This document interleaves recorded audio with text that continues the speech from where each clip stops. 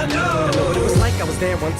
Single parents, hate your appearance. Did you struggle to find your place in this world? And the pain spawns all the anger. Hi guys, Andaull here today bringing you guys another cartoon conspiracy. So I'm bringing you guys a Simpsons cartoon conspiracy about who actually shot Mr. Burns. So remember, if you guys enjoyed this theory, be sure to leave a like, hit that subscribe button below, and also leave a comment in the comment section below on what other theories you guys would like to see.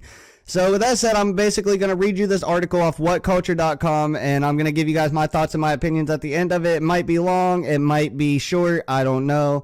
We'll just go ahead and get right into this. So it says here that Marge actually shot Mr. Burns. Yes, we know it was Maggie or Smithers or maybe even Homer. At least that's what he claimed in Revenge is a Dish Best Served 3 times.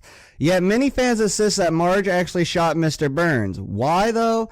Because he dared to take Maggie's candy. And one surefire way to make Marge angry is to threaten Maggie. So we have our why, but what of the how? Well, Burns was shot by Smith & Wesson, the same pistol owned by Grandpa Simpson.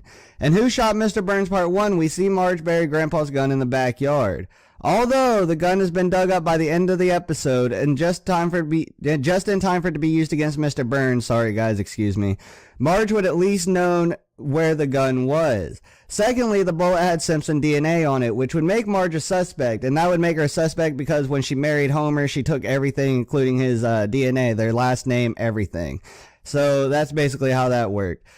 She was already trained to use a firearm during her career as a cop in the earlier episode of the Springfield Connection, and she looked a little too comfortable with Homer's gun at the end of The Cartridge Family. Finally, Marge pinned the shooting on Maggie, knowing that no jury would convict a baby except maybe in Texas, as Chief Wiggum pointed out. But wait, if that were true, then why would Burns go along with it? Why did he name Maggie as the assailant instead of Marge? Well, fans argue that Burns still had feelings for Marge after the episode Marge Gets a Job, where he was in love with her and he fired her for being married to Homer.